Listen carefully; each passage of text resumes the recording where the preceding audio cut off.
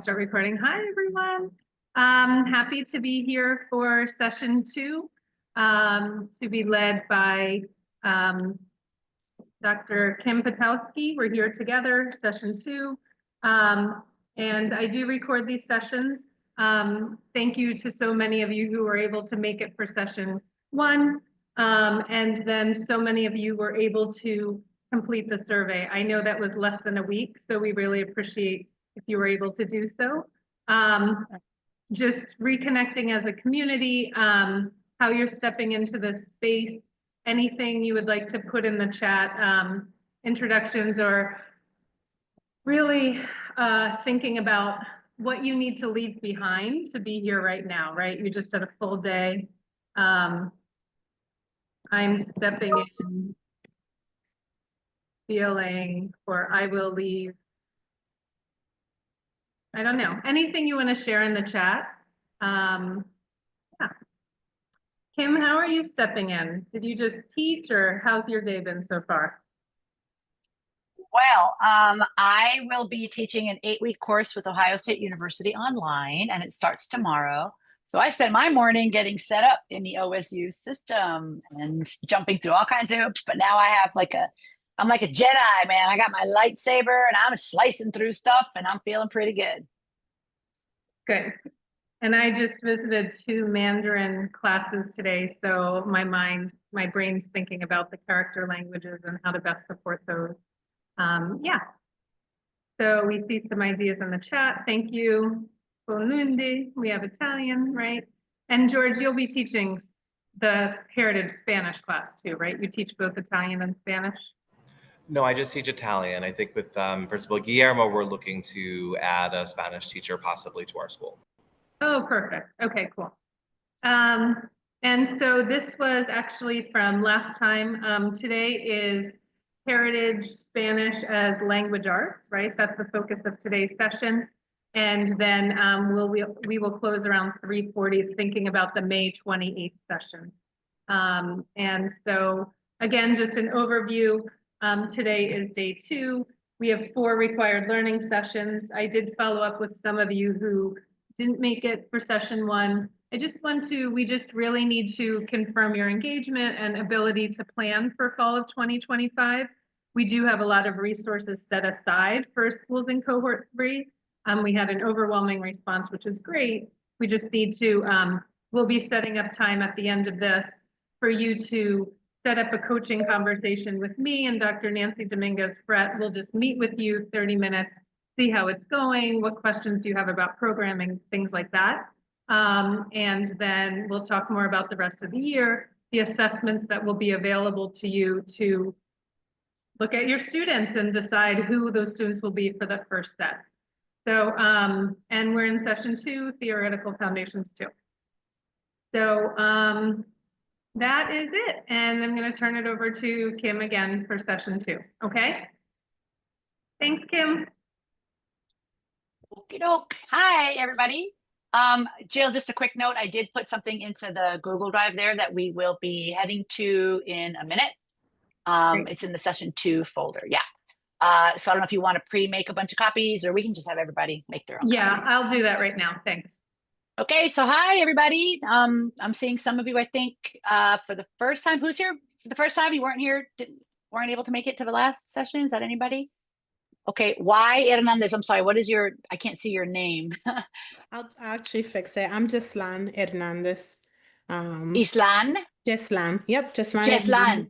Yep, from Jeslan, good to meet you. Yeah, we just got an email yesterday that we got accepted. So yay! Yeah, so, okay. Well, I haven't looked at anything. Wonderful. That's fine. Okay. It's like double Dutch. Yeah. You're just gonna boom. You're gonna come right in. It's gonna be great. Awesome. Okay. Who else is here for the first time? Yeah, Maria. Okay, Fanny. Fanny. Good to see you. ¿Quién más? ¿Quién más? Maria. Carlos. Oh, Good to see you, Carlos. Hi. Okay. And who was here last time? Avery's new. Okay. Who was here? Colby was here. ¿Quién más? Levanten la mano, please. Those who were here last time. Mirna was here. Lanimar. Okay. A lot of you were. Okay. Wonderful. All right. And people are still coming in. Lydia. That's right. All right. Well, it's good to see you. Those of you who are back. It's also good to see you. Those of you who are here por primera vez. So we are going to do a quick review of what we did last time. Okay, I'm going to go ahead and share my screen. And everybody can see my screen, my beautiful screen? Yeah. Yes? Okay, great. So we are in Spanish, Heritage Spanish as Language Arts. And I think this is a fair summary of what we did last time. We saw that heritage speakers' linguistic, affective, and educational needs are different from those of L2 learners. Who remembers? Were our heritage speakers the apples or the oranges? Just shout it out.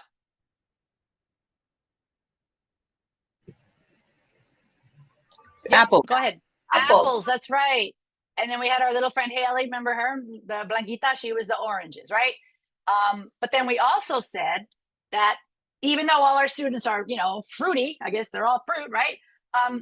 We do need to keep them separate for lots of different reasons, okay? However, there are lots of different kinds of apples. Remember, we all shouted out an apple on the count of 3, and I think I heard like 12 different kinds of apples that you guys shouted out. Who said Honeycrisp, by the way? Because that is the best apple, right? That's No, mine. just kidding. Yeah. Okay, then. But we saw that if second language learners are like oranges, okay, heritage speakers are apples, okay, they're different. They're apples and oranges. And we saw lots of reasons why they should not be in the same classrooms at those beginning levels of instruction, right? But then we also saw, well, even if you've got a separate section for your apples, you got lots of different kinds of apples, okay? Apples are very heterogeneous. Now, please, I'm not saying that oranges are all the same. They're not, okay? Our second language learners can be very different, but we see a lot more diversity within our apples, okay? And we also use this metaphor. Does a brave person want to remind us what these little plants, what's going on here? Why were we talking about plants last week? Voluntario or víctima?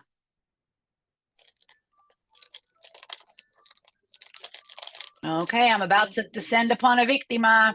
Oh, there we go, Colby, go ahead. Just reflecting on the diversity of the apples that exist, they come with different backgrounds. Maybe they had parents who were born in a Spanish-speaking country and then came here. Maybe their parents were born here. Kind of based on that background, do they have abuelita in the house who's making them speak Spanish? All those different potential inputs that they're receiving have them in different levels of language development. Excellent, thank you, Colby. You nailed all the words. Colby used the word input. Input is the language that the person is exposed to. Input is the light and the water that the plant receives, okay? So some of your students show up like this. Escucharon un poquito de español en casa, pero no lo pudieron desarrollar. They don't like to speak it. They don't feel they can speak it, so they're like over here. Then you got your muchachos who they'll kind of say stuff, pero se sienten muy limitados. They will mix a whole lot of English in there because in a crutch-like way, right? Y después tenemos los muchachos que, either they arrived very recently or los papás, spoke to them a lot of Spanish and they went back to the DR every summer, right? Or they had abuela in the house. There's lots of different reasons why our students could be at this level of a plant. But the beautiful thing about this, the truly, truly beautiful thing, is that our students have something there. Nos llegan con algo ya sembrado. Does that make sense? Algo ya está sembrado, right? Our second language learners, our little Haley, we have a little Blanquita. We named her Haley, okay? Haley, when she shows up to our classroom, ella no tiene nada, right? So our job is to till the soil, put the seed in there. And it's like she's in an invernadero. She's in a greenhouse. We got to see, right? And she's going to start with me llamo es Haley, right? Me gustan, blah, blah, whatever, okay? And we're not knocking Haley. That's Haley's process. But then we've got all of our heritage speakers who can have very different processes. And do you remember this activity? What did we do? Who can tell us really quick? You got into groups and what did you do? ¿Quién estuvo aquí la vez pasada y nos puede contar rapidito? ¿Qué hicimos? What was this?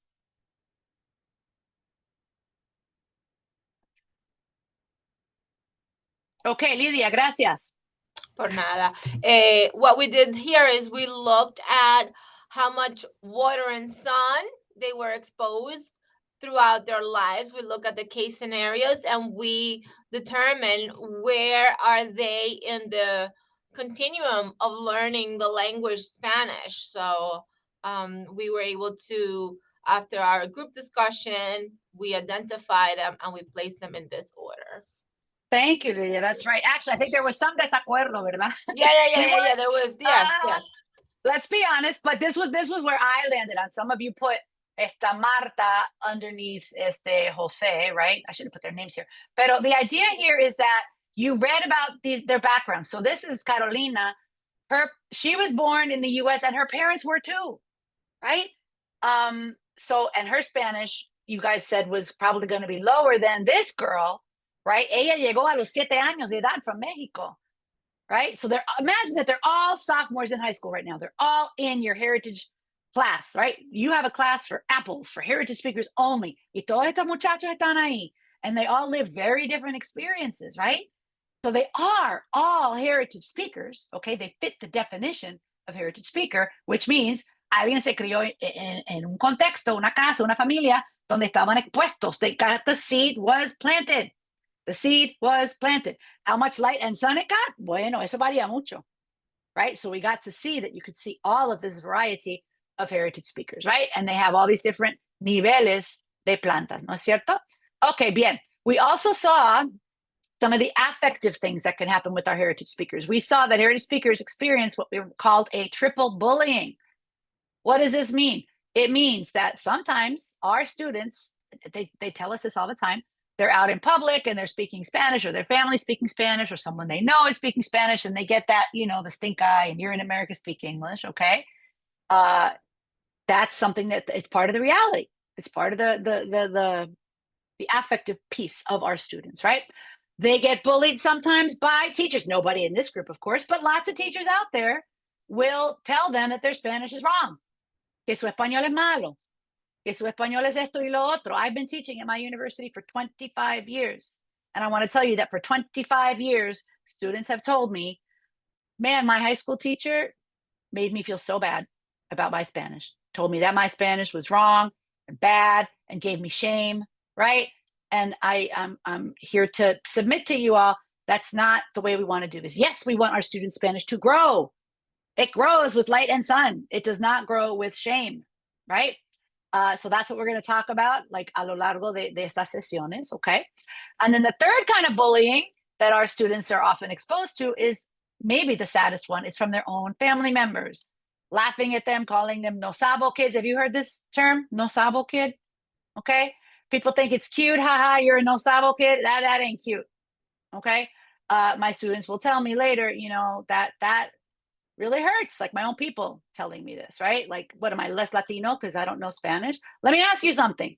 I'm going to ask all of you to think about this. I'm going to ask Jaime and Mirna and Nicolas and Adam, Carmen, all of y'all, Marvilda, Mr. Hugo, Catherine. I'm going to ask you something. Does a plant control the amount of light and water that it receives? The answer is no. I'm seeing you shake your heads. No. Well, guess what? Our students did not control the amount of Spanish input that they received. Does that make sense? So it makes no sense to shame them for what their Spanish looks like. The fact that ellos llegan a nuestros salones de clase con algo de español, yo lo considero milagroso. Yo lo considero milagroso. Cuando nosotros consideramos todo ese tipo de bullying that they go through, the fact that they show up with any Spanish at all, to me, must be celebrated, right? Let's celebrate it first and then add on to it. And that's what we're going to be doing here, is learning how do we add on to it, right? Okay, good. And we concluded by saying that language arts is the way to do it. Who remembers how we defined language arts? Real quick definition, not a trick question, right? How did we define language arts? Who was here last time and will remind us?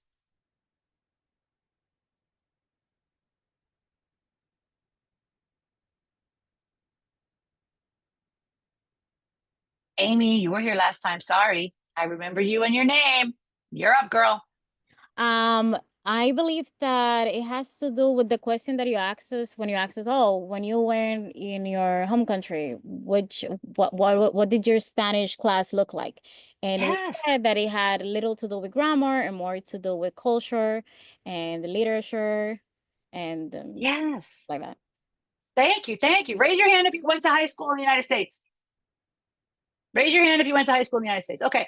What did you do in your English class? That is language arts. Raise your hand if you went to school in Latinoamérica or in España. went to high school in Latinoamérica o España. Okay, I see Gloria. I see, I don't know what, Aupe, Curi, and Tavares. I'm not sure what your name is, but hi. Okay, I see Mr. Hugo. You went to high school in Latin America. Okay, what did you do in your clase de español or de castellano? That is language arts. Okay, now we said that you cannot go down to the country that you were raised in, right? So, for example, Mr. Hugo, do you have a quick second? Can you unmute and tell us donde hiciste high school? In Peru. In Peru. Okay. We cannot go down to Peru and grab the books that Mr. Hugo used in Peru and boom, use them in the Bronx. Okay? With the high school kids in the Bronx. That's just not going to work. Our students were not raised in the same way that Mr. Hugo was, right? With all of that agua and all of that luz for his Spanish, right? The curriculum that was developed in Peru was for plantas que crecen en Peru, like Mr. Hugo, right? They were not for plantas that are raised in the Bronx, where the light and the water are different. Okay, so our task, what we need to do is figure out en qué nivel está cada plantita, cada estudiante. What do they need? We are jardineros, friends. We are jardineros. We got to figure out where our plants are, and we got to figure out what they need to grow their Spanish. Does this make sense? That's what we ended with last time. Okay, so we asked you on the Google survey. Now, I know that some of you didn't get a chance to complete it, but a lot of you did. We asked you to choose 2 slides from last time and write 1 or 2 sentences about each slide. Okay, so, oh my God, your answers, Jill and I were talking, like, they are so thoughtful. Like, I love all the cohorts, and you're not supposed to have favorites, but like, you guys might be my favorite cohort. Do you tell that to your students every year? You guys are my favorite. Don't tell the others. But it's true. You guys put really, really thoughtful answers in there. So here's what we're going to do. We're going to put you into breakout rooms now. And we're going to try to have a mix. We need to have a mix. Jill, maybe you can help me with this, or maybe you guys can decide. We need a mix of people who were here last week and did comment on a slide. They selected a slide and they said why it was their favorite. And then the folks who are just catching up and were not able to do that activity. Does this make sense? We can't have a whole room full of people who didn't do it, because then you're going to just sit there and look at each other. Okay? So we need to have a mix. And then here's what we're going to do. Let's say I put Fanny, George, Christy, and Gloria. Let's say the 4 of you are one room. Okay? And each of you is going to talk about, you have 1 minute. So Fanny takes 1 minute. She says, this was my favorite slide, and here's why. Wait, Fanny, you weren't here last week. I wasn't. Okay, so Fanny's not going to do that. Fanny's going to listen. Gloria, you were here last week? Okay, so Gloria is going to take 1 minute. Whoever in the group was here last week is going to take 1 minute to talk about what was their favorite slide and why. Okay? Everybody else is going to listen. And then we're going to come and share out. Guess what? I'm not going to say, Fanny, you just got done. Gloria, you just got done telling your group what was your favorite slide. Now tell the whole entire group. No. I'm going to say, Fanny or George, I'm going to ask somebody else in the group who listened to you tell what your favorite thing was. Right, Gloria? So, Fanny, that means you got to pay attention to what everybody in your group says, because I'm going to ask you to report. I might ask you to report out on what one of your group members said was their favorite slide. Does this make sense? Yeah. Yep. Okay. So now, Jill, I need your expert help. We need to get these 41 beautiful participants, well, I guess 39 minus you and me, into groups, okay, in which there is a mix of people who were able to do this assignment and people who are just listening for the first time. And we're not yet going to the Pito and Brandenburg doc. They're just Correct. discussing. Okay. This is correct. And I'm going to link the session 1 slides in for reference. Is that okay? Thank you. Yes, thank you. I should have done that. Yeah. Okay, so we'll just open them. They'll be random, and I think we'll have a nice mix. Okay. Okay. You think that's gonna? I love your. Okay. How many breakout rooms? I'm thinking I'm making them right now. 9 or 10. Okay, I am making 10 breakout rooms. I'm going to let participants choose the room, correct? I don't. Or no, assign them randomly. Random. Yeah. Okay. They are going to be assigned randomly, and we are going to all cross our fingers. Everybody, please, can I see your fingers crossed? We're going to hope that we get a nice mix de gente que sí leyó y gente que no leyó, right? And here we go. Boom. Rooms are open. Please go to your assigned room.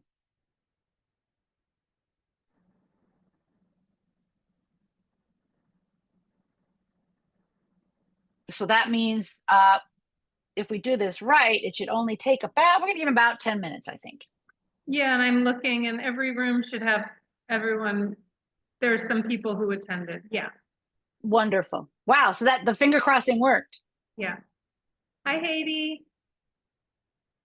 Are you able to join your Hi, room? yes, it's because I'm sharing the computer with my coordinator. Oh, yeah, So Ms. we're Corey. using one computer for both.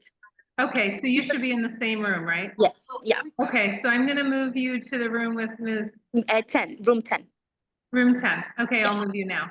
Okay, thank you. Yep. Okay, I moved you.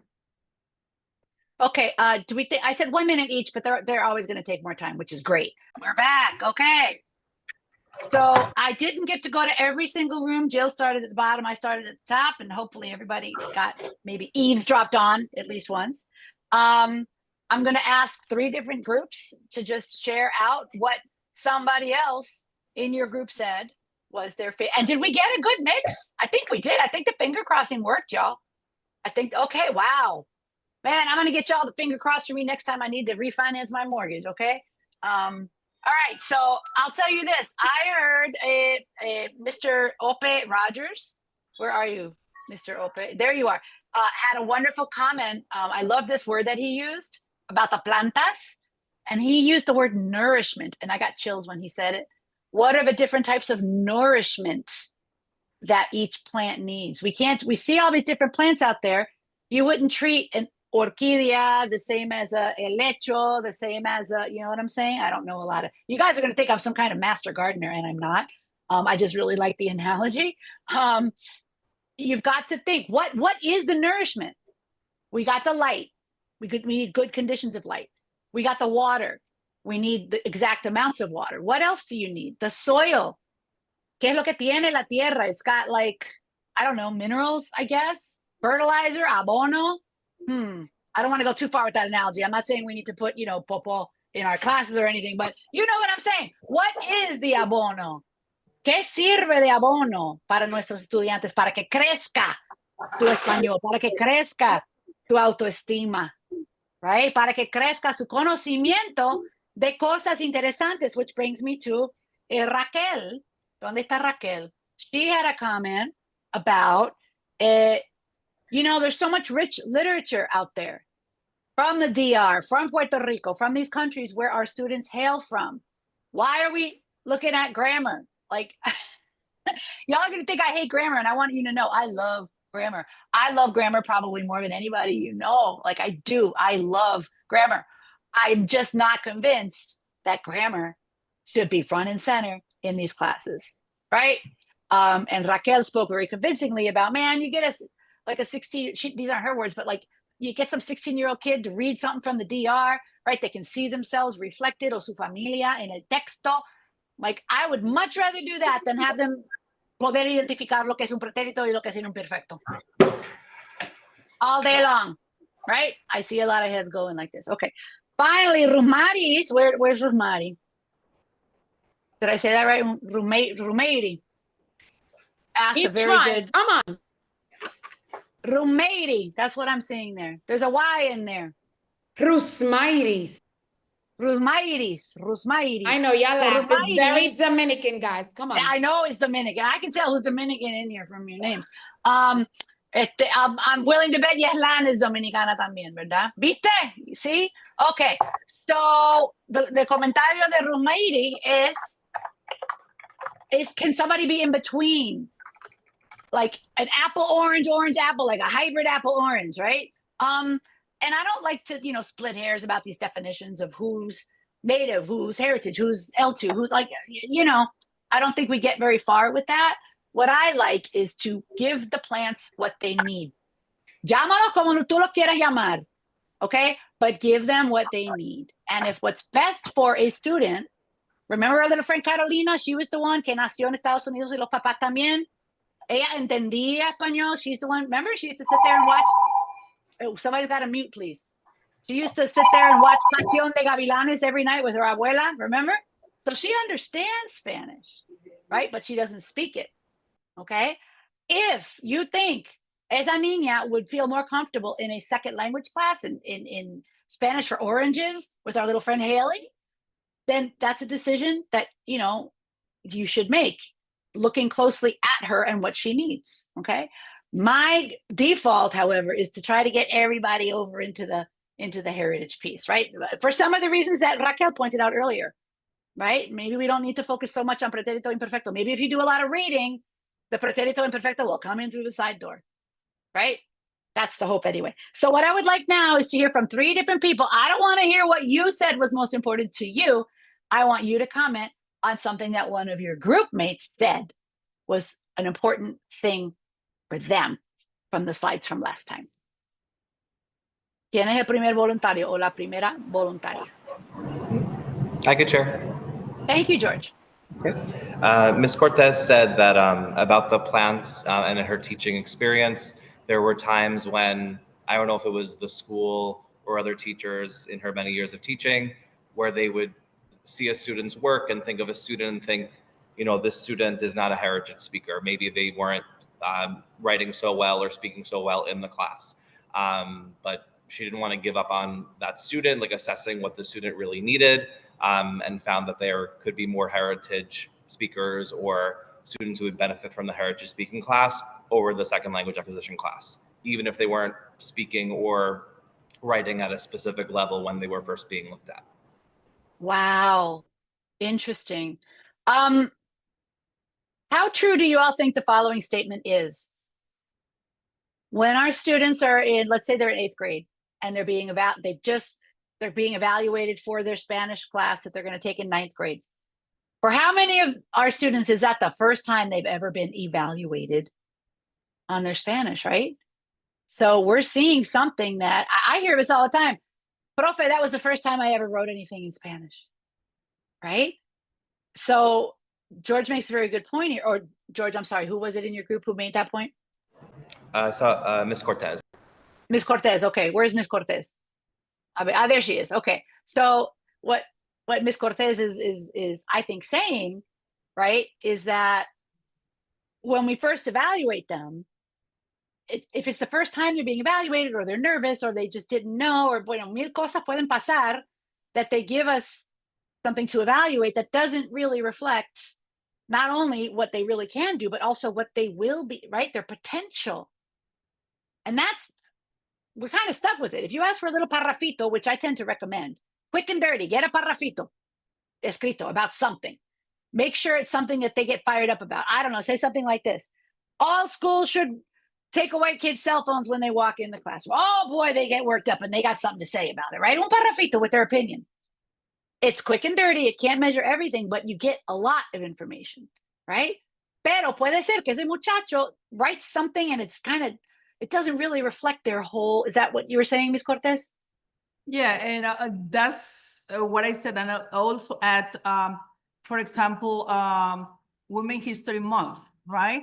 There are many things that they don't know about their culture. For example, that in Mexico, we have one of the first feminist writers, Sor Juana Inés de la Cruz. So it's like lights come from the girl's eyes when I talk about her, and the passion that sometimes when you talk about it, it's like, okay, do you know there is a feminist during the, and you tell them the time and they're like, really?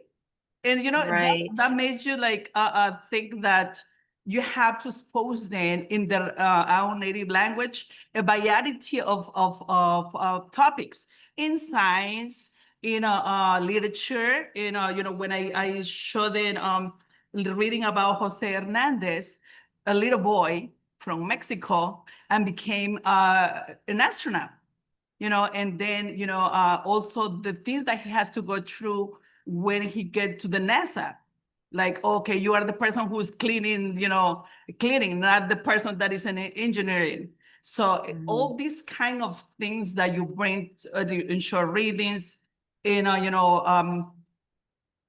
person who did, the TV or help, I'm sorry, the color TV is a Mhm. Mexican person. When you bring, because when you have a big population of certain nationality, so it is good for us to validate, Right. the culture, their parents' nationality, because some of them were born Right. here. So it Right, is right. that helped them to feel proud of their heritage. And as a Mhm. result of the language, they want to read, even though the readings are small or short, Mhm. Mhm. you attract their attention. So it is. Absolutely. And you're connecting effectively, which is what Raquel said earlier. So thank you for that, Ms. Cortez, and thank you, George, for bringing up what Ms. Cortez said. Can we hear from one other group, please? Que alguien comente sobre lo que dijo alguien más de su grupo. Thank you, Genevieve. Yeah, so Ms. Teveres in my group, she really shared a personal anecdote about how one of the slides connected with her. She spoke about the slide that has the Uncle Sam of you not watching here, do not speak. And Yeah. and it really resonated with her because she felt like that was truly her experience growing up. So it really did make me take that back and think about my ENL students and how sometimes the messages that they're getting both consciously and unconsciously through everything that we do could be very harmful, and that Yeah. made us talk about how excited we were about this program and how this is going to help so many students. So yeah, that was good. Yes, thank you. Y perdón, who was it in your group who said that? Ms. Tevares. There's Ms. Tavares. All right, Ms. Tavares. Good job. Good job, Ms. Tavares. And thank you, Genevieve. Okay, let's hear from one more group. One more group, que alguien comente sobre lo que dijo alguien más del grupo. ¿Voluntario o víctima? Fanny, you see me looking at you. I forgot his name, but he was talking about about the word of the plants, how we, I like that one too, because we see how the plant grow up, we put the seed, and then little by little, they know, but they need something like, el agua, el abono, todo eso. Y para mí, en este concepto, la planta, el abono y todo es la familia. So Yeah. because if the family don't help the children to keep in the language, never they want to do it. So then for me, that's this is el abono, because I had 3 children and then they learn Spanish because I was all the time do this, and they did do very well. And then my children in the school, I put them to reading in Espanol. I had children from Bangladesh, China, many world, many just partes del mundo. And they read in Spanish. Muy bien. Or That's they wonderful. don't understand, but I had to explain to them, but they can. So that me gusta eso de lo de la planta. Sí, lo de las plantas. Sí, muchas gracias. Ok. Bueno, pues vamos a seguir adelante. Yo tengo, a ver, ¿dónde está mi presentación?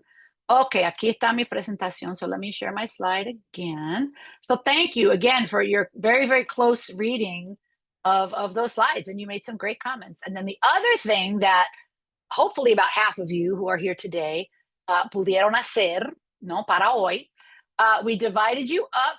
Half of you read the Mike Pito article about the importance of free voluntary reading, and the other half of you read Adrian Brandenburg. And we did this very, very scientifically.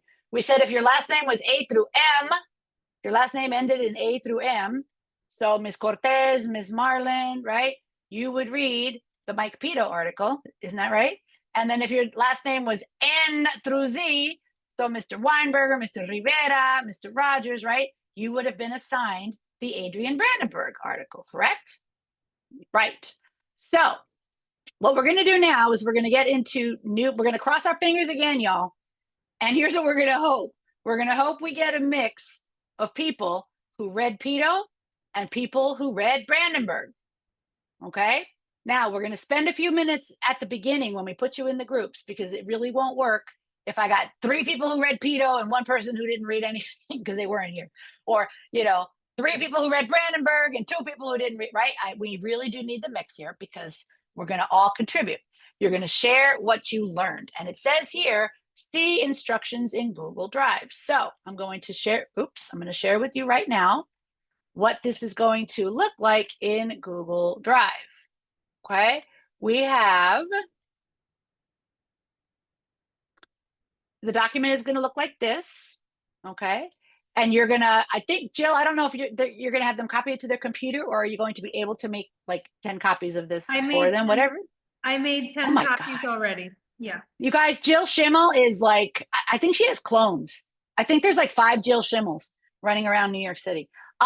So there's going to be 10 breakout rooms. Each breakout room, if you're breakout room 3, guess what? You're going to go to version 3 of the document, okay?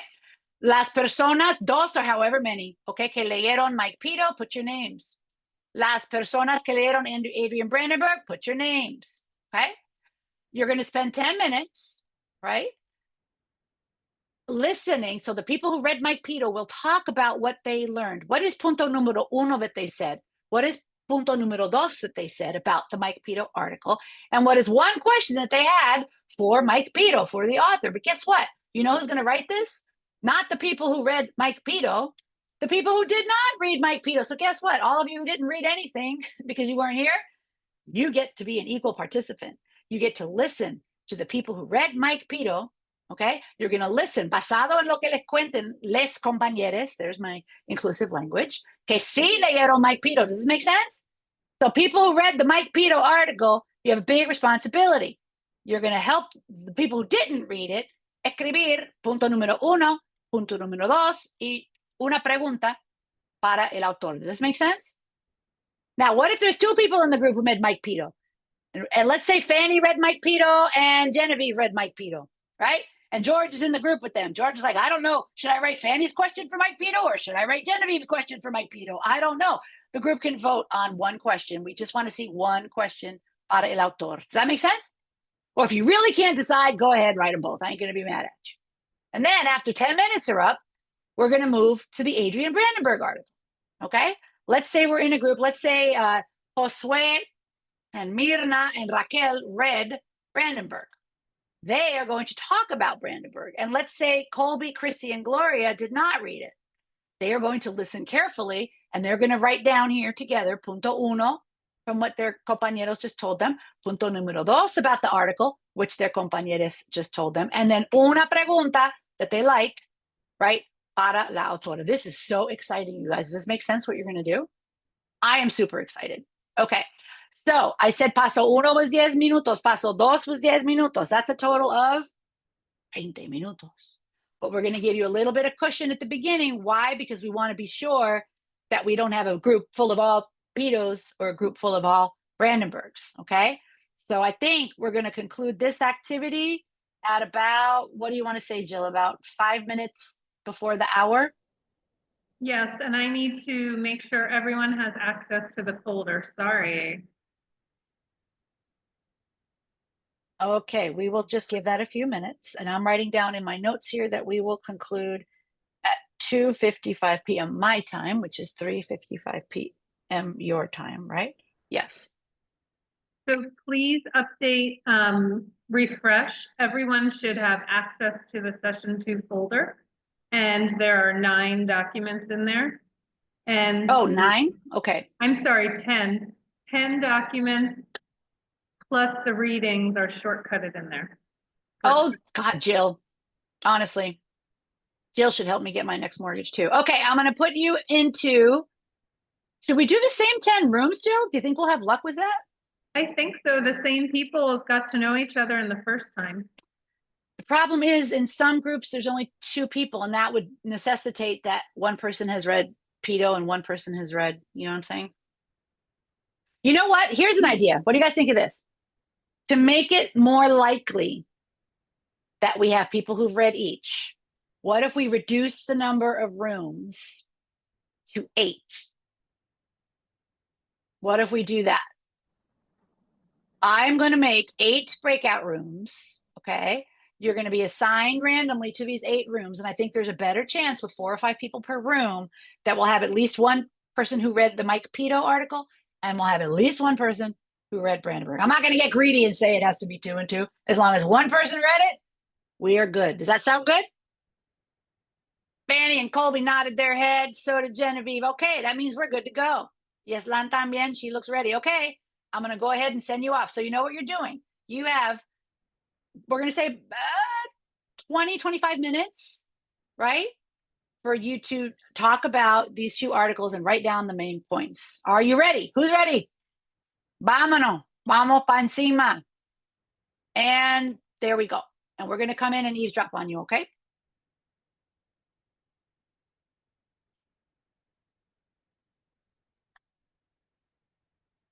I think that'll work, Jill. What do you think? Yeah. Decide who will be the scribe for your group. Right? Oh, yeah, good point. Good, how are you? Hi.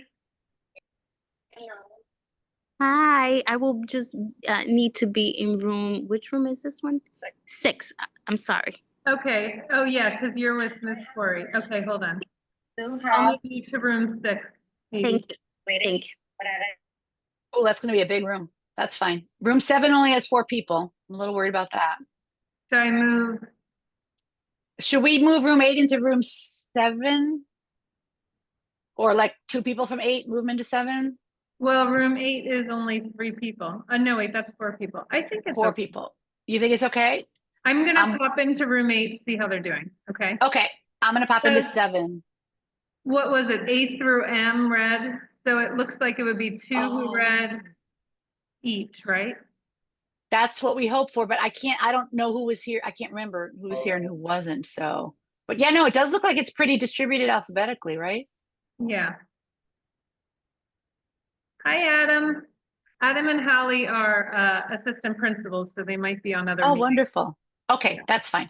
All right, I'm gonna pop it. You're gonna pop into 8. I'm gonna pop into 7. Oh, there's Yeah, only but 3 that- in 8 now. Yeah, now room 3 only has 3 people because Adam and Holly are both the APs who aren't in All their. right, you know what? Let's move all 3 people from room 8 into room 3. Okay, I'm doing that right now. okay. And they're gonna be like, what? I know. Then I'll go to room 3 and tell them. I was about to jump in there and explain what Okay, happened. you go to room 3. Okay. I'll go to 7. Okay, bye.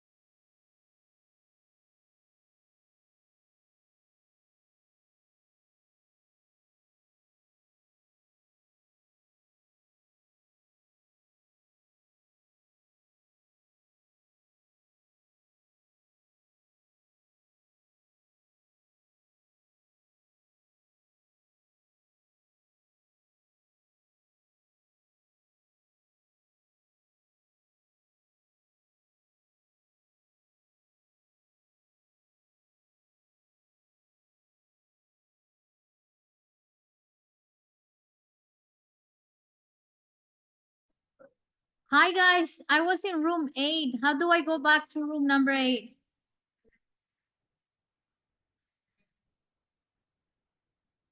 I got disconnected. Oh no. I don't know how to go back to room number 8. Ah,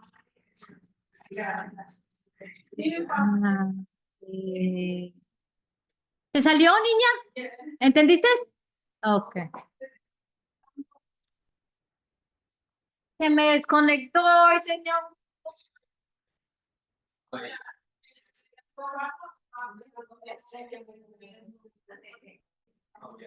Sí, recuerda cuando va al frente, cuando va por la mitad de este.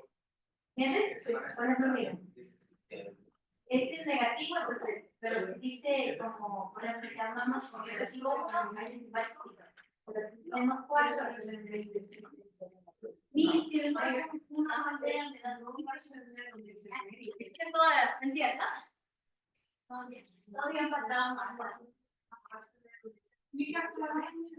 Pero terminen de resumirlo ahí, que está feo así. Aquí te la grabó la niña. Y yo voy a tratar de conectarme porque me... Ay,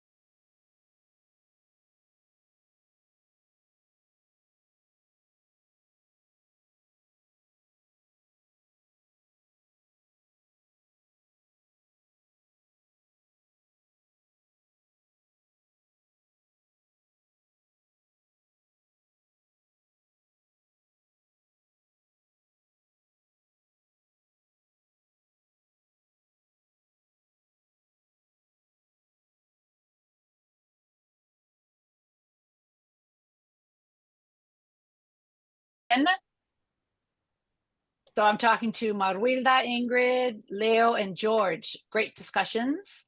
The importance of pleasure reading, making sure that word study is accessible. And on this word accessible, I heard more than one group say, wow, I really liked the article that I read. It was easy to read. And I think that this entire book, let me see if I have my book so I can hold it up. I like to hold up books as I talk about them. No, I don't think my actual physical copy is right here. But anyway, if you have $19.99, it's the best money you could ever spend to learn more about this topic. It's this thick. It's written by teachers for teachers. And all of the articles are just as, when we say they're easy to read, that doesn't mean they're simple. It just means that they're written by teachers for teachers in ways that are just, multiple groups said the same thing, that they found it just accessible to read. So that's what we want for our students, but I'm just saying that's also what this text is for you. Here's a question for the author. The reality we face, okay, somebody needs to mute, please. The reality we face in building our library, motivating the students. Yeah, I do have another article by Mike Pito, which I will upload to your folder, which talks more about this. Let me tell you something about Mike Pito.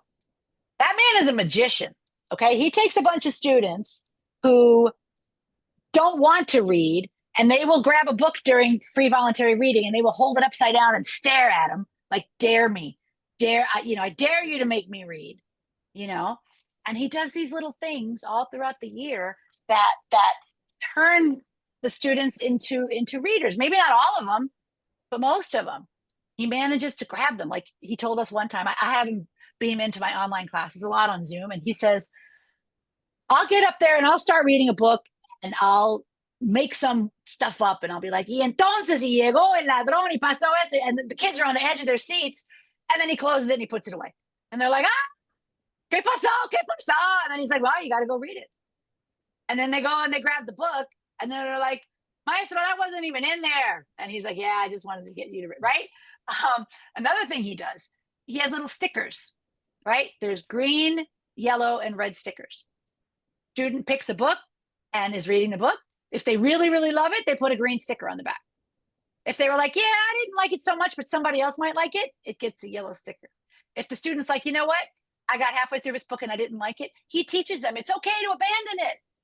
Put a red sticker on it, move on. Don't drag yourself through a book. You want them to become lifelong readers.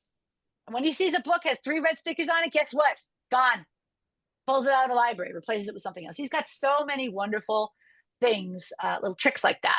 And I'll upload another article by him so that you can look at it. Okay, what else can we say about Pito? Here we have group 6. We have Mary, Carlos, Nicolas, and Mejia. And we have, oh boy, Haiti, you were holding down the fort on the Brandenburg, weren't you? Okay, that's fine. The classroom library, pleasure reading. How does it work for higher grades? That's a great question. He absolutely wants there to be free voluntary reading in high schools, right? And when I first came across this, I'm not going to lie to you, I thought it was like, oh, every Friday, give them 20 minutes and they go pick a book and read it. And I sit there and go on Facebook or something. I didn't really think that, but that's not what he's talking about. What are you doing as a teacher during free voluntary reading time? You are reading a book.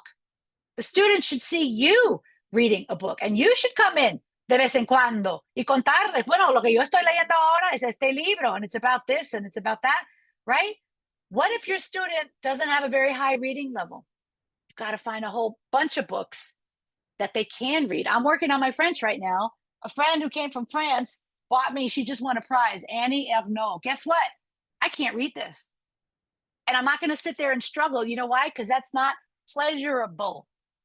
We want the reading to be pleasurable. We want the students, when the 20 minutes are up, they don't want to put the book away. They would, I want to keep reading. That's what we want. Okay.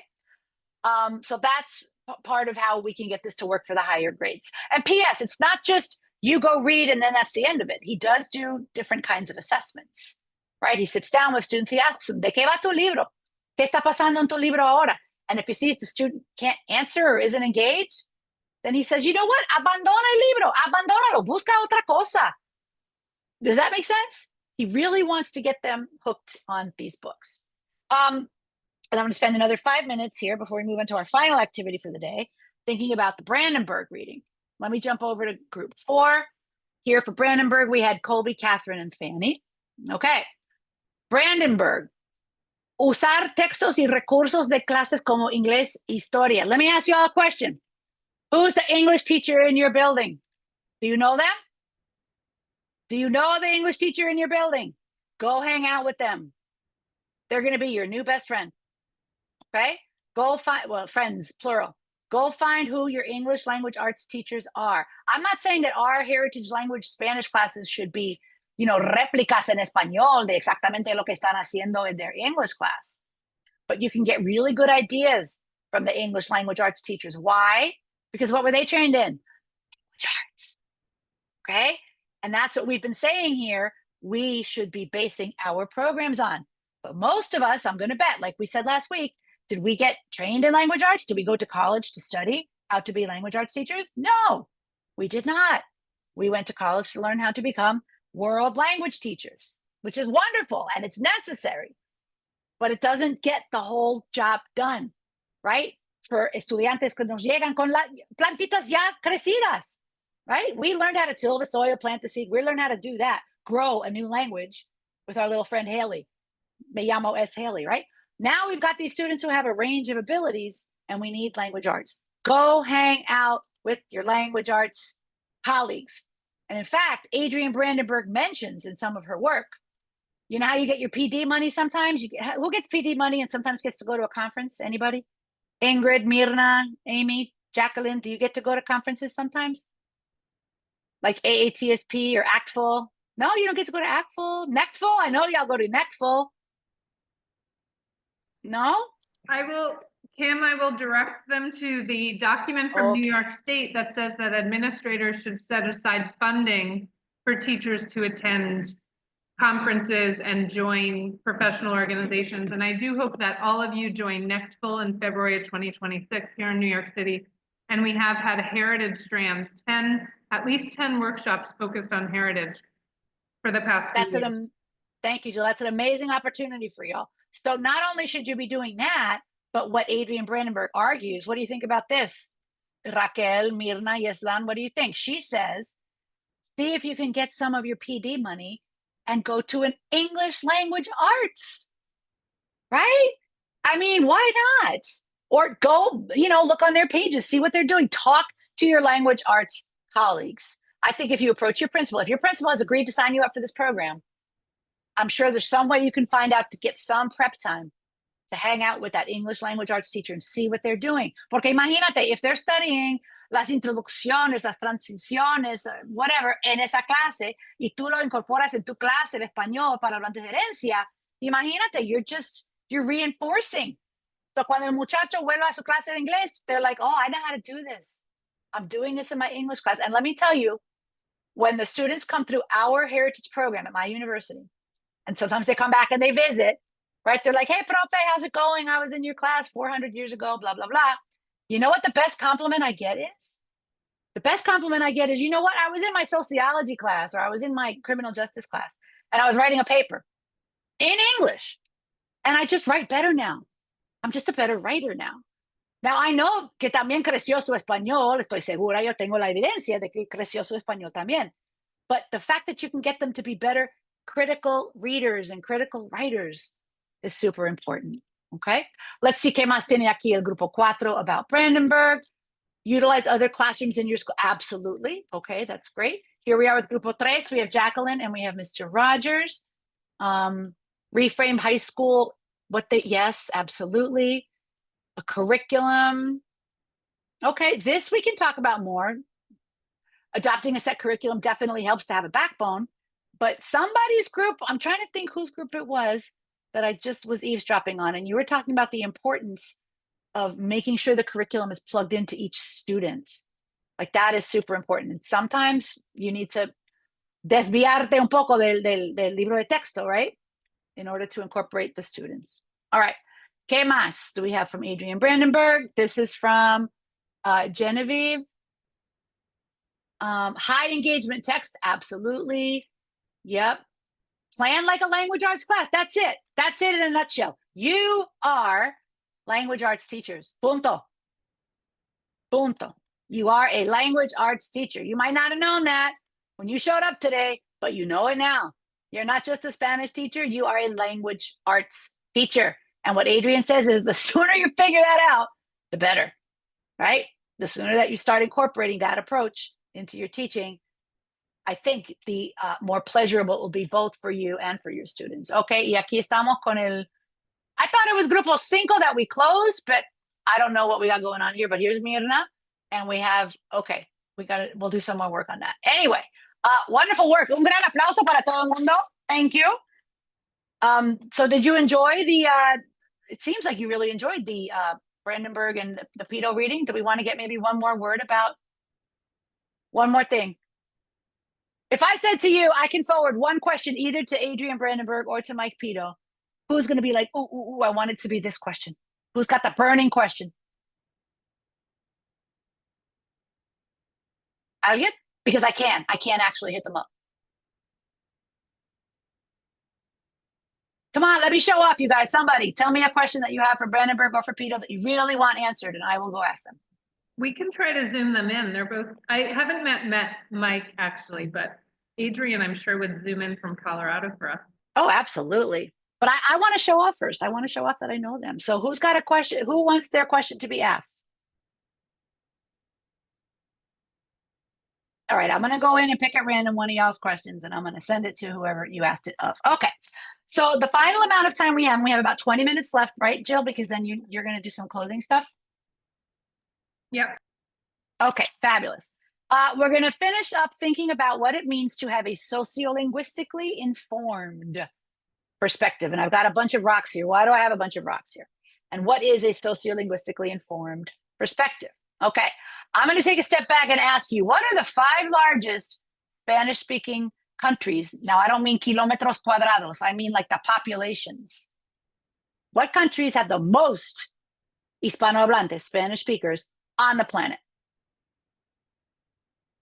What's numero uno? I'm not sure if it's Mexico or the United States. It is Mexico. That's a lot of Spanish speakers. Next is Colombia, 51 million. Yeah. Then comes the best. Shout out an answer. ¿Cómo? They say that Colombia is the best one in Español. I don't know. Bueno, vamos a hablar de eso. What else? España is number 3. Next, Argentina. And guess what, friends? Estados Unidos is number 5. You see? We got 62 million Latinos, but not all Latinos speak Spanish. Yeah. Right? 41.8 million on the last census said that they do. This puts us in lugar número 5. So the conclusion here is, right, Christy, Luz, Jacqueline, the conclusion is, if you are not Mexico, Colombia, España, or Argentina, we got more Spanish speakers than you. Right? That is the conclusion here. All right, here you can see it a little more pretty. We are number 5. Okay. What do we know about our U.S. Latino and Spanish-speaking population? Well, we know that it is very diverse, right? Unlike Mexico, where pretty much everybody's Mexicano, or, you know, Colombia, where pretty much everybody's Colombiano. Here, we got to mix everybody, okay? 63% of our Latinos are Mexican origin, almost 10% are Puerto Rican. Actually, you know what, guys? This is changing. El Salvadorans just edged out Cubans. Oh, you heard it here first. El Salvadorans are now number 3. I think the Cubans are mad. I don't know. And actually, where are my Dominicanos? Dominicanos, Dominicanas, where are you at?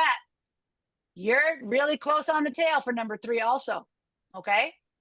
So these demographics are changing a little bit. Okay? So what we know about this diversity is that brings us diversity in language, right? I'm sure everybody here knows, right? Raquel, Yeslan, Ms. Morales, you all know that lo que se dice en un país se puede decir de otra manera en otro país, right? We all know that, you know, España and Peru and Colombia say fresa, and Argentina says frutilla, right? Does anybody here use the word palta for aguacate? Argentina. Muy bien, ¿quién más? Who was my Peruvian friend? Peru. Mr. Hugo. Mr. Hugo, do you say Hugo. palta or aguacate? Palta. ¿Viste? There we have a palta. We got a palta user right there. Everybody kind of knows that different words are used in different places and nobody seems to get too mad about it. Okay? But guess what? Oh, have you ever seen this song, by the way? ¿Quién ha visto esta canción? It's really very funny. I'll share the link with you later. It's these two brothers who they made up a story about traveling through the world. And they would say one word que en un país es completamente inocente y luego en otro país, ¡fua! They would get slapped across the face because they said a bad word and stuff like that. Spanish is spoken in so many countries that there are lots of different ways to refer to things, right? What some people call frijoles, what do you call them, Luz? Or Mirna? I can see you saying habichuelas, even though I can't hear you. Sorry, I can hear. There you go. Habichuelas. Exactly. What some people call an autobús, what do other people call? A guagua. Una guagua. Exactly. On and on it goes, right? But it's not just vocabulary, it's also grammar, right? So maybe, I don't know, Ingrid or Catherine or Christy might say, ¿Qué quieren ellos? Whereas a Caribbean person might say, ¿Qué ellos quieren? Right? They might put the ellos, which is a subject pronoun, before the verb. ¿Qué ellos quieren? ¿Qué tú quieres? ¿Con quién ella llegó? Right? They put the subject pronoun before the verb. That's grammar. That's a grammar difference. Okay. One person might say, llegaste tarde. Maybe Gloria, maybe that's how you would say it. Some people say, llegaste tarde. They put an S there on the end. Raise your hand if you've heard that. Llegaste tarde. Yep. Super common, particularmente among Mexicanos, but not only. Okay. Some people would say, tú eres mi amiga, but somebody else might say, vos sos mi amiga. Oh, do I have any people who use vos here today? Raise your hand if you use vos in your dialect of Spanish. Anybody? I got no vos antes? Okay, that's fine. Do any of your students use vos? I'll bet some of you might have students from maybe Colombia, maybe Ecuador, Guatemala, El Salvador. There's a lot of use of vos down there. Yeah, they Okay. do. Okay, good. Thank you. Thank you for that. Some people might say, I don't know, maybe Marwilda or Avery, you might say, usar uniformes es buena idea. But guess what? Some people say, usando uniformes es buena. Oh, they use the gerund and subject position. Oh my gosh. Well, guess what? That is part of the grammar of some Spanish speakers. Okay? And here's everybody's favorite boogeyman. Es importante que haya un balance. I'm sure a lot of people here, that's the verb that they would use. But guess what some people say? They say haiga. This is very, very common in Mexico. Okay? These are all different uses of language that can vary among different places. Okay? And here's the truth. The concept of standard language has been rejected. Okay? We know that there's no such thing as standard Spanish. Okay, you've probably heard that word. You've probably even heard that that's true. Oh, there's a standard Spanish language. No, there is a variety of Spanish que por razones políticas y económicas subió a tener más estatus. But there's no such thing as standard. Does that make sense? Standard, think of the word standard. Si yo saco, a ver si yo tengo aquí una regla de medir. Si yo saco una regla de medir y yo digo, esto mide un pie, because I'm American and I don't know centimeters, okay? And I say un pie, right? Un pie aquí is un pie en Inglaterra y mide un pie en Australia y mide un pie en la luna. Un pie is un pie. Why? Because un pie is a standard unit of measurement. That's the definition of the word standard. Is there standard Spanish? No, we just got through seeing all these different varieties. There's no such thing as standard Spanish. Okay. The only thing that's standard about Spanish is its spelling. Que yo sepa, lápiz is spelled everywhere with an A with an accent on it and with a Z. Okay. Spanish spelling is standard. English spelling is not. Did you ever read something from England and it's got like They spell color with a U in it and stuff, right? They spell civilization with an S. There's no Z in it, right? But Spanish, our spelling is standardized, okay? So my point here is that there are different varieties of Spanish and there are different levels of formality of Spanish. Our students, what we want to do is help them increase their levels of formality, right? We also want to show them different varieties. But guess what? Would you ever tell this lady from Argentina that frutilla no se dice? Is frutilla the wrong way to say strawberry? Would you say that to anybody, Mirna? Would you tell this lady that? No, you wouldn't. What would you say? If this lady showed up to you talking about frutilla and you use the word fresa, what would you say to her? Interesante de dónde es usted. Muy bien. That's it. I love that. Mirna, you just summed up in one phrase the kind of attitude that we need to inculcate when we are with our students. Ay, qué interesante. ¿De dónde aprendiste eso? Okay? That's exactly what I'm trying to point out. Because see, Mirna didn't get mad when somebody said frutilla. She said, okay, interesante. All right? Nobody got mad about palta. In fact, we figured out that Mr. Hugo says palta, right? These words are used all over the place. But guess what? People do get angry about the United States and the way we use certain words. Okay? Even though we are country, what number country are we in the top 10? We are number what? Shout it out. 3. 5. Cinco. We are número 5. Okay? 5th largest Spanish-speaking country on the planet. And people are going to get mad when we say aplicar para un trabajo. O tengo que escribir un papel para mi clase. Ay, no se dice papel. That's a false cognate. Papel es esto. Esto es un papel. You can't write a papel. Well, guess what? 41 million people say escribir un papel. Right? So this is what I'm trying to get across here. Okay? And what about parquear? Parquear también. Is that a word? Yes, it is. When people use it together, it's a word. Is it in the dictionary? De la Real Academia Española? Okay.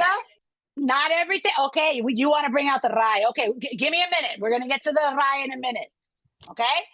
I'm going to hope to convince you that not everything that's in the RAI, no tiene que estar en la RAI para ser considerado una palabra. Okay? Si la gente lo usa, es una palabra. That's like the word textear. Textear doesn't exist, but we had to come up with it. It sure does. But we had to come up with it. Yeah, now we applied it. Like it's in my class, the kids, instead of saying muebles, say fornitura. So that's a New York word. And bodega for us is the local deli, but if you go to Spain, a bodega is a vineyard. So why is one correct and one incorrect? So it's interesting because why do we say correct? No, it's exactly what Mina said. I like the way you say it in your country. Let's see how we say it in other countries and do a word wall because it's so incredible. Do a word wall. Yeah. Yes, do a word wall. Thank you. You just you actually jumped ahead to one of my slides. So absolutely.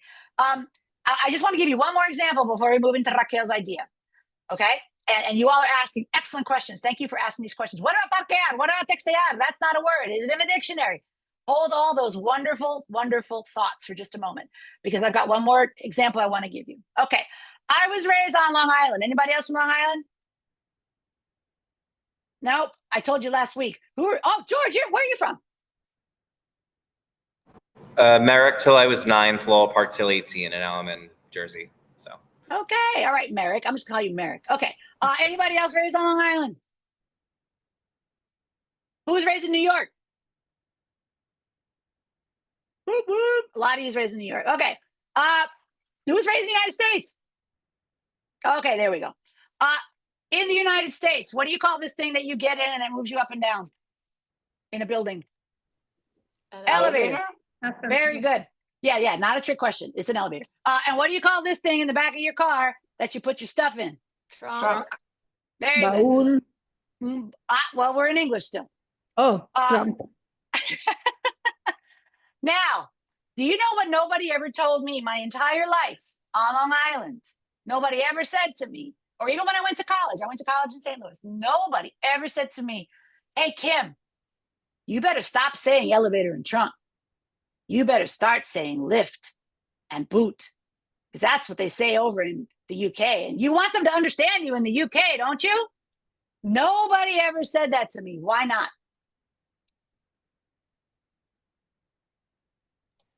There was no need for the context. There's no need. Am I in the UK? No. Where am I? I'm in New York or in St. Louis. I'm in the United States. Guess what? I get to use United States words. I don't show up to Mexico and tell people, you know what? Nobody knows what alberca is. Everybody else uses piscina. Y'all got to start saying piscina, right? I don't show up to Puerto Rico and say, hey, y'all got to stop saying baúl because in Mexico, they say cajuela. I don't show up to Spain saying you can't say maletero, you got to say baúl. People don't do this, right? So here's my main question, friends. Is it valid? ¿Es válido pedir a los hispanohablantes aquí en Estados Unidos que abandonen sus maneras de hablar because no se entiende en España, porque no se entiende en Perú? I'm sorry, they're not in España, they're not in Peru. We get to use the words we want. Now, I know what some of you are thinking. Some of you are thinking, sí, pero the dictionary didn't bless it, so it's not a real word. The RAI hasn't accepted it, so it's not a real word. And I hear where you're coming from, because we're Spanish teachers, and we're supposed to be upholding these standards of Espanol, okay? I love Raquel's idea of a word wall, okay? Because what we want to do is expand our students' repertoires, but we have to do this in a sociolinguistically informed way. Here are all the dialects of the Spanish language. This is what linguists do, okay? We think about the different features of the Spanish language and what they have in common, okay?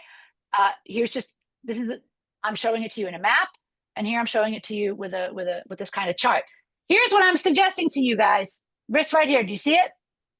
The United States is a dialect of the Spanish language because we are number what?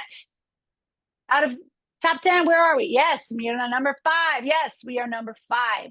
So we deserve a spot on the roster, okay? We are a legit dialect, and we are too legit to quit, okay? Now, here's a trick question. I ask my students this all the time. Who speaks the best Spanish? And I'm sure you've all heard something. What answers have you heard to this trick question about the best? Oh, I heard somebody say Spain. I read your lips there, Miss Tavares.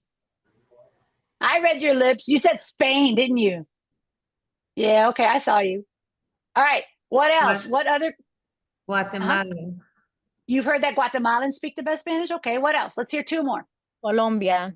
I had a professor in college that told me that Colombians spoke the best Spanish. Argentina. Also Cuban. I heard from my teacher. Cuban speaks the best Spanish. Your teacher was Cuban, clearly. Yes. How did I know? How did I know? That your Cuban teacher said Cubans speak the best Spanish. Okay. Kim, sometimes I hear the big cities like Lima, Bogota. Okay, en la capital. Right. Okay. This is very common, and I've heard all these answers before. Okay. The truth is, it is a trick question because it's like asking, what's your favorite flavor? What's the best ice cream? Is there a best flavor of ice cream? Maruilda, what's your favorite flavor of ice cream?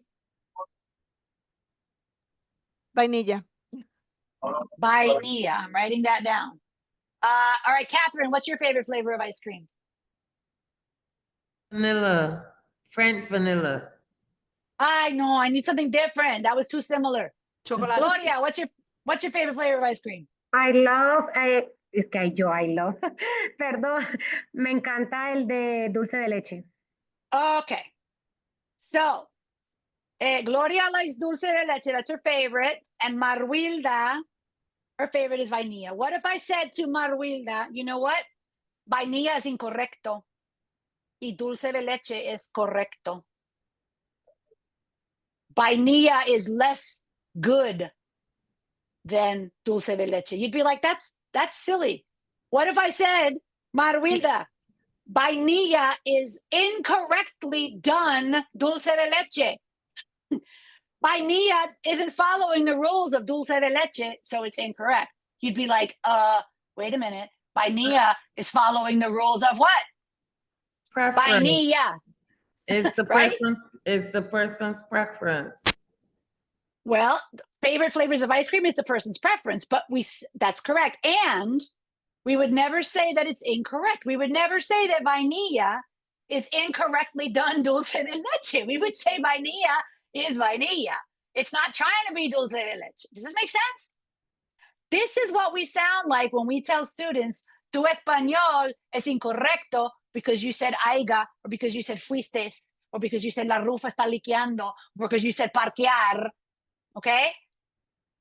Yes, you don't sound like you're from Spain. Yes, you don't sound like you're from Mexico. Yes, you don't sound like you're from Peru, but you are following the rules of your own dialect. Okay? And I'm glad you have some questions, but let me just get to a couple more, and I think I might answer your questions. Okay? I want us to think like geologists. Instead of saying que algo es incorrecto, we're going to think, wow, eso existe. Right? Like who was it who said before, wow, qué interesante? Was that Mirna? Yeah, she said, wow, qué interesante. If you're a geologist and you go out into the field and you see a rock that you've never seen before, right, Colby, are you going to go out and be like, wow, that rock is incorrect? Is that a good geologist? No, that's not a scientist. That's not a good geologist. They would say what Mirna said. Wow, qué interesante. Let me understand a little more about it. Let me understand how it got formed, right? So what we want to do, actually, I'm going to jump ahead to this, right? And I hope this is going to answer your questions. I'm not going to ignore you. I'm going to come back to you, Lidia and Gloria. When we go to a playa, I'm going to count to 3. On the count of 3, I want you to shout out something that you wear to the playa. And you have to wear something. No es playa nudista, okay? You got to wear something. Are you ready? 1, 2, 3. Traje de baño. Traje de baño. Nada. Okay. What if Mr. Nada. Timberlake has muy bien. What if Mr. Timberlake has to go to this wedding tonight? And it parece ser una iglesia, un templo, algo así. On the count of 3, shout out something que Mr. Timberlake se va a poner para ir a esa boda. Are you ready? 1, 2, 3. Traje. Okay. Question. What would happen if Mr. Timberlake showed up to the boda wearing his traje de baño? Oh my God. Well, besides that, I know you're. I'd be up there trying to get a selfie with him and everything. Pero what would la madre de la novia say? Not appropriate. Depends on the audience. Inapropiado. Yes, that's the word. Está este tipo, pero ¿qué le pasa? Está loco. Qué atrevido. ¿Cómo se le ocurre acudir a este lugar vestido así? Está vestido de manera muy inapropiada. Y de la misma manera, what would happen if he wore this silk suit a la playa de Luquillo? ¿Qué diría la gente? O a Punta Cana. Loco. Está loco. Está loco, se está asando, pero ¿en qué cabeza cabe llegar a la playa vestido en ese traje? Está vestido de manera totalmente, what's the word we keep using?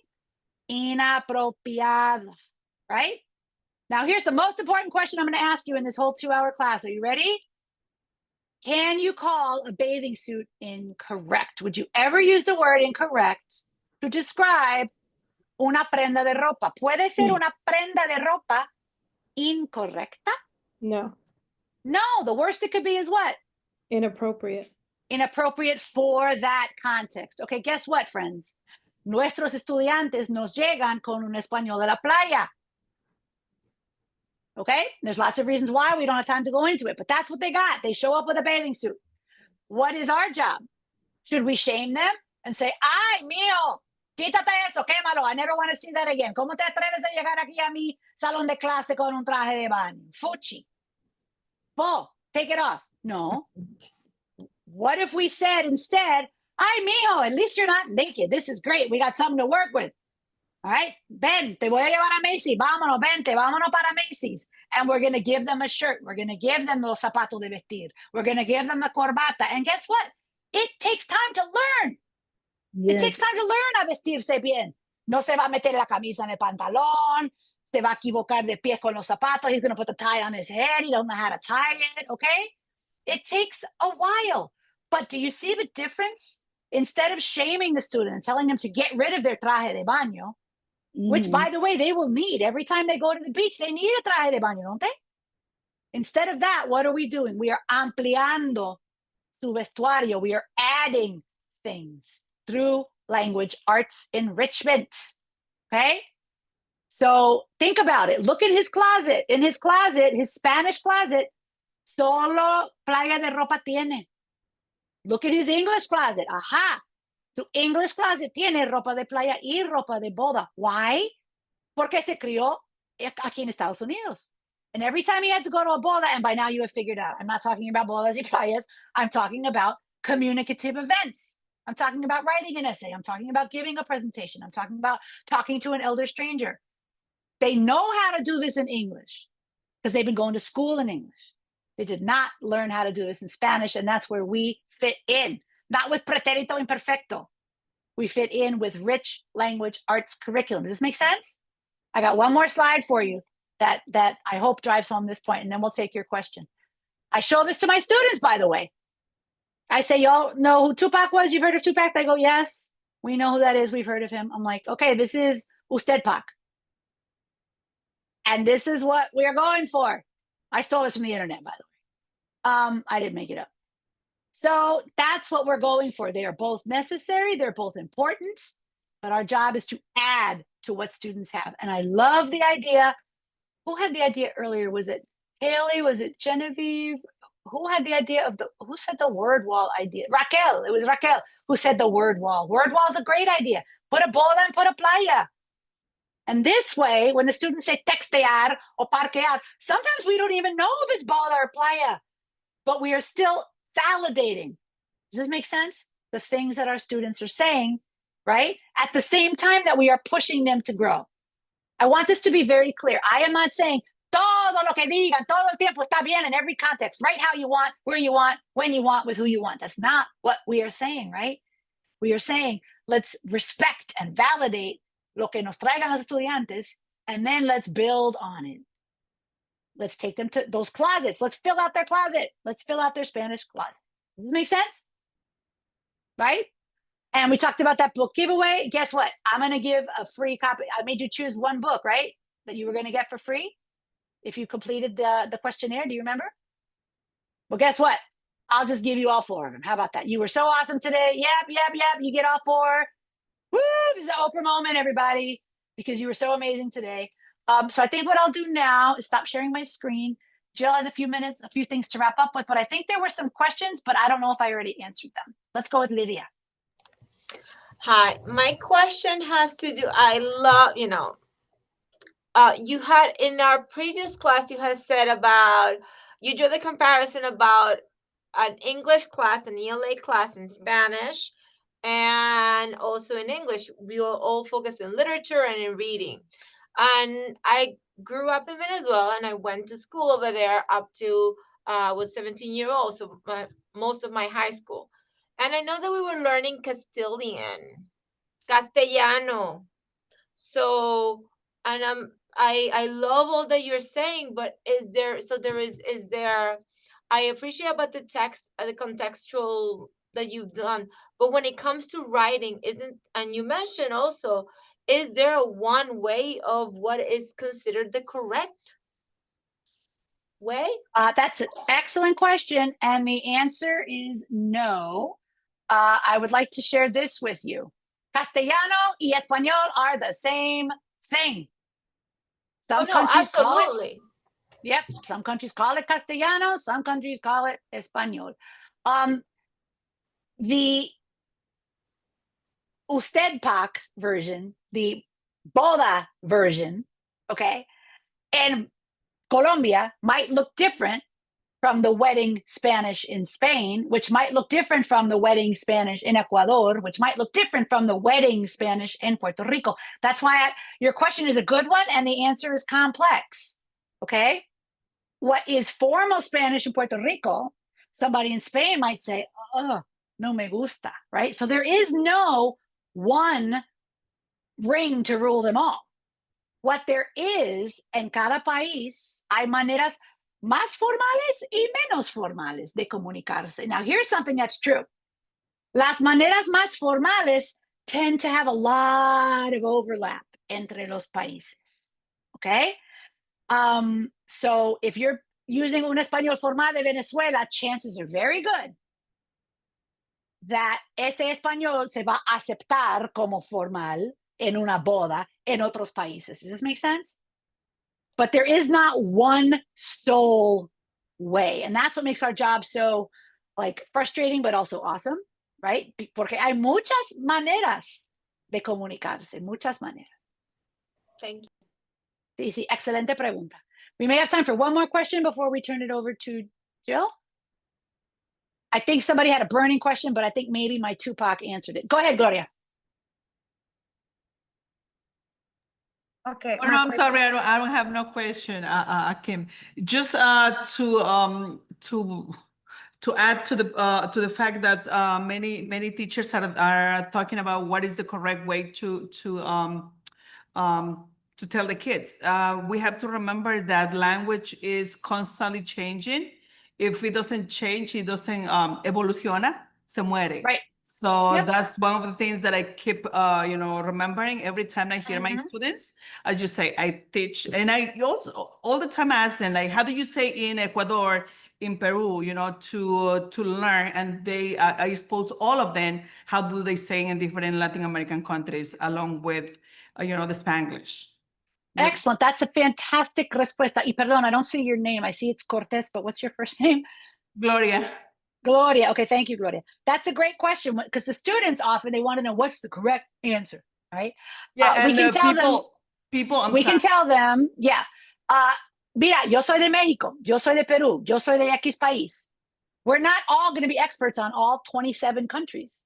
Okay, you are an expert on the variety that you know, and you can share with students. Mira, así es la manera de la boda de donde yo soy.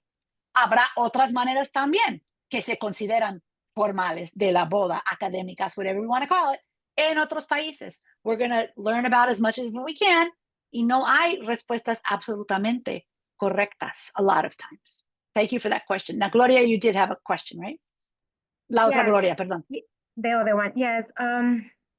Ms. Kin, I wanted to ask you about when you say the standard, that you say that we don't say the standard, and it happens to me a lot when my kids say like, Miss, but what type of Spanish are you teaching, right? And obviously I have kids from many different, it's a very diverse classroom. Since I'm not allowed to say standard, how do I answer that? And also, I know one of the slides, we're going to show you something about the IGA. Maybe you want to show us that later. That was the other thing that I wanted to ask. Right. So AIGA would be considered de la playa. It's informal y normalmente no se acepta en las bodas. It's like, I'm sorry, I didn't make the rules. That's just kind of how it shakes out. If you want to go on a job interview, you have to use AIGA, right? But this does not mean that AIGA sea incorrecto. You would never call a traje de baño incorrecto, right? But AIGA, right, AIGA tiene más prestigio. If there's one word we're gonna eliminate, it's incorrecto. Esa palabra para afuera. Okay. Pero la otra parte de tu pregunta, what Spanish do you teach? You could say it's academic, es académico, un español formal, un español que en muchos países se consideraría formal. Okay. Thank you for asking that question so directly. I think that's a better way to do it than standard, right? Porque standard no hay. I did see one more question, but we have to turn it over to Jill here for a minute because we don't want to keep you over. Yeah, so we can stay a few minutes later after questions, but I want to finish by 4:30. And thank you, Kim, for leading us through this and just the way in which you bring this to us based on your expertise and what you've seen. The demographics of the Latina population in New York City are different than some of them that she's seen. And it's just really exciting. So a quick few things we saw come up today. We talked about the question about building that high interest library. And when we talk more about the curriculum, we have some ideas to help you build a library for this. And the students are building their literacy, so they might not be at AP Spanish literature level text yet, but excerpts, the value of those, things like that. Thinking about our IEP students, Raquel, thank you for that comment earlier. That stuck with me. Communicating with students, again, this will come out as you're testing the students. Hey, we think you'd be a great fit for this class, right? And this is a chance to, again, growing and expanding our language, right? Nothing's wrong, nothing's incorrect, but like we're amplifying and we're learning from each other. Last thing, again, the value of working with ELA teachers, they will learn from you just as much as you will learn from them, I think. And so it's a real way and students can tell that, wow, this class me ayuda en mi clase de ELA. Like, oh, I know idea principal now. Like, we did it in Spanish. We're going to do it in English. So think about the students. Are they L's? How will you track if this is transferring into their L proficiency? Last thing is just, again, okay, so our next session, today we had 2 sessions like back to back within 1 week. Our next session is not until Wednesday, May 28th, and then Wednesday, May 4th. So we have a pretty big gap in between. Kim and Nancy will be at the Heritage Conference, right, next week. And so there's a lot going on, but this gives us a really great opportunity to sit down with each. I think there are 27 different schools represented who's attended these 2 sessions. I will just say that we did not expect such a great such interest in this, which is really exciting. We have not budgeted to buy curriculum for 27 schools. So I'm working on my end to see what's possible. And so we'll have these individual meetings and we'll learn more about your process. So on that slide 12, there's a Calendly link to set up time for a 30-minute coaching session led by Nancy Dominguez-Fred. I'm going to try to join as much as possible. She will be leading May 28th and June 4th sessions. And again, 30 minutes. Try to find a time this week, and then the sessions are available throughout next week, all the week of the 19th. So pick a time that works for you as a school team. Here's a link to the song that I want to watch. Thanks for that, Kim. And these research briefs, this is how I first connected with Kim years ago. She helped me create this research brief. So do read these. How are students, L2 learners, different? And then the last piece real quickly is what I'm committing to doing. I'll update your attendance via ProLearner right now. So your CTLE will pop up by tomorrow. Sorry, I keep clicking on these things. We are going to make a set of Apple assessments available to you. I encourage you to click on the demo to see what the test is all about. It's 4 sections, about 30 minutes each. And so think about when you might want to give those to your students, knowing different exams they might be taking. This is going to give you really valuable information. Each of you will have access to 50 assessments. If you want more, you can talk to me if you're really looking at having multiple groups. This will help you identify the best students for this class, who has an intermediate level of speaking and listening, where are their roots in literacy, and then I'll provide further details about the curriculum, get you all digital access to the Galeria curriculum. So then our May 28th session, we can dig in more. So that's all I have now. I know it's 4:33, so thank you. I think Kim has a few extra minutes for questions. I want to thank you for staying this late. And guess what I'm about to paste in the chat, everybody? Woot woot, the link to your free books. Everybody gets a free book. This is the Oprah moment.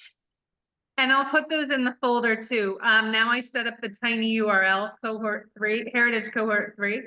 So everything will be available for you. So I will stop recording. Thanks. This is even better than car keys. It's Oh my better gosh, than a new car. Thank you. Thanks.